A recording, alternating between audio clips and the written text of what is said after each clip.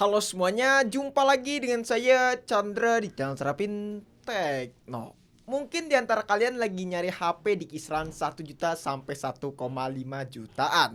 Nah, di video kali ini saya punya beberapa rekomendasi HP yang mungkin bisa kalian beli buat THR di tahun ini. Ya, lebaran di tahun ini lebih tepatnya ya, karena memang lebaran dikit lagi buat tahun 2022 ini. Nah, kira-kira apa aja sih HP yang bakalan saya rekomendasikan buat sekitaran 1 sampai 1,5 jutaan? Ingat, ini cuma 1 sampai 1,5 jutaan. Jadi nggak bakalan lebih sampai 2 juta ataupun sampai 1,9 jutaan. Jadi cuma sampai 1,6 jutaan mungkin ya, paling banter ya. Segitulah pokoknya. Nah, yang saya rekomendasikan HP kali ini mungkin ada beberapa HP yang second juga. Ya, jadi kalau misalnya kita lihat HP second pun juga masih bagus banget kondisinya. Jadi kalian gak usah khawatir soal spesifikasi yang saya rekomendasikan buat kali ini. So, kira-kira HP apa aja? Daripada kelamaan, langsung aja kita mulai videonya. Let's go!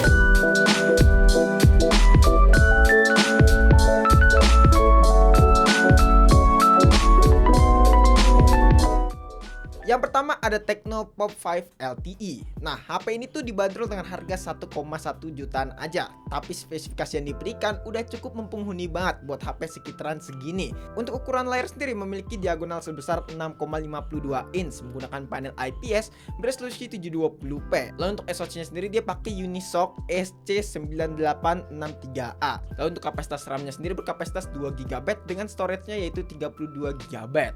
Baterai sendiri memiliki kapasitas 5000 mAh dengan dukungan charging cuma 10 watt aja. Lalu untuk kamera sendiri memiliki setup dual kamera dengan kamera utamanya beresolusi 8 megapiksel dan 5 megapiksel untuk kamera selfie-nya. Nah, menurut saya HP ini tuh sangat recommended buat kalian yang sedang mencari HP di kisaran 1,1 jutaan. Karena spesifikasi yang diberikan gak kaleng-kaleng banget buat HP Tecno Pop 5 LTE ini. Lanjut ke HP yang kedua yaitu Infinix Smart 6. Nah, HP ini tuh dibanderol dengan harga 1,2 jutaan aja. Spesifikasi yang diberikan buat HP ini pun juga nggak kaleng-kaleng buat HP sekitaran 1,2 jutaan. Di sini untuk spesifikasinya, layar sendiri memiliki ukuran diagonal sebesar 6,6 inch menggunakan panel IPS beresolusi 720p alias SD+.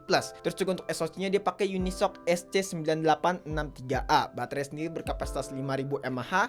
Terus juga untuk kamera sendiri memiliki setup dual kamera dengan kamera utamanya beresolusi 8 megapiksel, 0,8 megapiksel untuk lensa depth dan kamera selfie-nya memiliki resolusi 5 megapiksel. Lalu untuk RAM-nya sendiri berkapasitas 2GB dan untuk storage-nya berkapasitas 32GB. Nah, menurut saya si Infinix Smart 6 ini cukup recommended nih buat kalian yang nyari HP sekitaran 1,2 jutaan aja. Lanjut yang ketiga yaitu Infinix Smart NFC. Nah, kalau misalnya kalian yang lagi mencari HP NFC di harga 1 jutaan, HP ini tuh menjadi salah satu yang paling tepat. Apalagi ada fitur NFC-nya. Dengan kalian menambah sekitaran 100 ribuan aja, kalian bisa mendapatkan fitur NFC di HP ini. Yap, spesifikasinya sama persis seperti di Infinix Smart 6, cuman bedanya ini ada NFC aja guys ya. Jadi menurut saya kalau misalkan kalian butuh banget yang namanya NFC, mungkin HP ini tuh bisa menjadi opsi yang paling tepat. Karena dengan harga 1 jutaan aja, kalian bisa mendapatkan fitur NFC. Yap, NFC di harga 1 jutaan itu minim banget loh. Dan cuman Infinix Smart 6 NFC aja yang ada.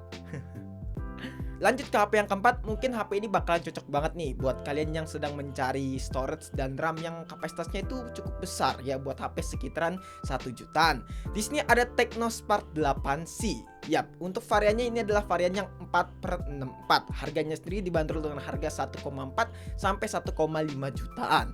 Nah, buat spesifikasinya sendiri HP ini tuh udah cukup lumayan oke lah dan cukup lumayan tangguh. Nah, di sini untuk layarnya memiliki diagonal sebesar 6,6 inch beresolusi 720p alias SD+ dan udah pakai panel IPS. Buat SoC-nya sendiri dia pakai Unisoc ya seperti biasa. Nah, yang menarik di sini untuk RAM-nya. RAM-nya sendiri berkapasitas 4GB yang bisa di-expand hingga 7GB. Terus juga untuk storage-nya sendiri memiliki kapasitas sebesar 64GB.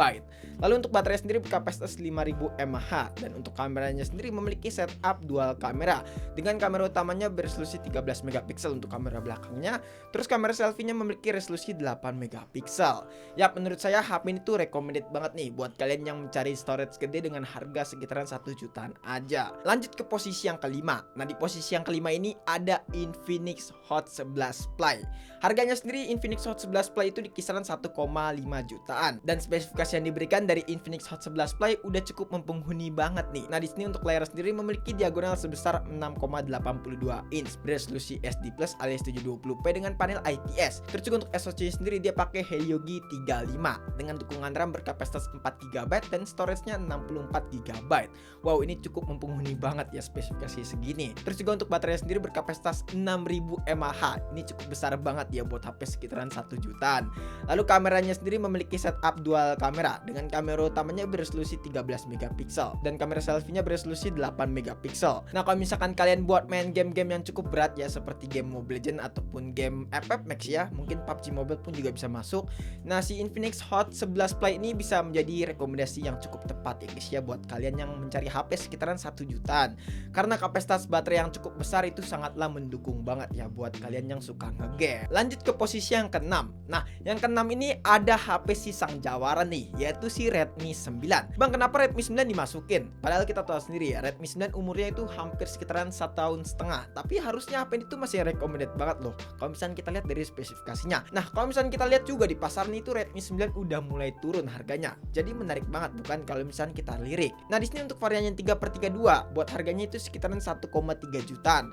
Dalam kondisi second ya guys ya. Kalau misalnya kondisi baru itu sekitaran 1,5 jutaan. Terus juga untuk varian yang 4/64 itu dibanderol dengan harga 1,5 jutaan. Untuk harga secondnya turun banget kan si Redmi 9 ini. Spesifikasi yang diberikan dari Redmi 9 pun juga nggak main-main nih. Di sini untuk layar sendiri memiliki diagonal sebesar 6,53 inch beresolusi Full SD Plus dengan panel IPS. Corning Gorilla Glass-nya udah pakai seri yang ketiga. Terus juga untuk SoC sendiri dia pakai MediaTek Helio G80 yang dimana ini SoC yang cukup ngebut ya guys ya kalau menurut saya buat HP sekelas 1 jutaan. Terus juga untuk baterai sendiri berkapasitas 5020 mAh dengan dukungan fast charging hingga 18 watt.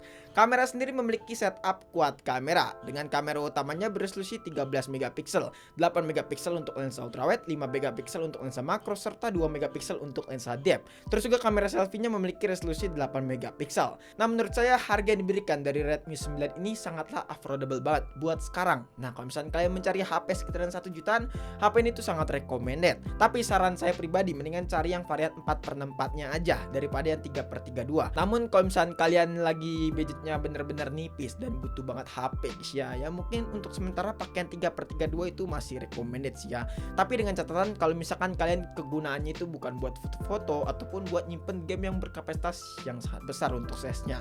Jadi kalau buat penggunaan sehari-hari aja yang 3/32 itu harusnya masih recommended. Di urutan yang terakhir ada si Redmi Note 9. Nah, di urutan yang paling terakhir ini sangatlah recommended banget kalau menurut saya buat HP sekitaran 1,5 jutaan. Di sini Redmi Note 9 walaupun memang usianya udah hampir setahun setengah ya seperti Redmi 9, tapi HP ini tuh masih banyak banget peminatnya loh kalau menurut saya. Di sini untuk spesifikasinya layarnya sendiri memiliki diagonal sebesar 6,53 inch beresolusi Full HD Plus dengan panel IPS. Untuk Corning Gorilla Glass-nya udah pakai seri yang kelima loh. Ini jadi udah mantep banget bukan? Terus juga untuk SoC-nya sendiri dia pakai MediaTek Helio G85 dengan pabrikasi 12 nanometer. Untuk kapasitas RAM-nya ada yang 4/64 dan juga ada yang 6/128. Untuk baterai sendiri berkapasitas 5020 mAh dengan dukungan fast charging hingga 18 watt. Kameranya sendiri memiliki setup quad kamera dengan kamera utamanya beresolusi 48 megapiksel, 8 megapiksel untuk lensa ultrawide, 2 megapiksel untuk lensa makro, serta 2 megapiksel untuk kamera depth sensor. Terus juga untuk kamera selfie-nya beresolusi 13 megapiksel. Nah, buat harga sendiri si Redmi Note 9 buat varian yang 4/64 itu dibanderol dengan harga 1,6 jutaan. Kalau harga secondnya, kalau buat varian yang 6/128 dengan harga secondnya itu masih sekitaran ya 1,8 jutaan. Memang agak sedikit lumayan mahal, tapi harganya ini sangat affordable kalau menurut saya. Soalnya harganya udah cukup lumayan turun. Oke guys, itu dia beberapa rekomendasi HP buat lebaran tahun 2022 ini dengan range harga 1 juta sampai 1,5 jutaan. Nah, mungkin next episode kita bakalan bikin rekomendasi HP 2 sampai 3 jutaan buat lebaran tahun ini. Jadi kalian stay tune aja ya di channel Serapin Tekno. Mungkin cukup sekian aja video kali ini. Kalau misalnya kalian punya pendapat ataupun punya rekomendasi HP lainnya bisa tulis di kolom komentar. Dan jangan lupa juga follow Instagram kita di Serapin Tekno jika teman-teman pengen itu pengen kita. Chandra pamit dan sampai jumpa di video selanjutnya. And bye bye.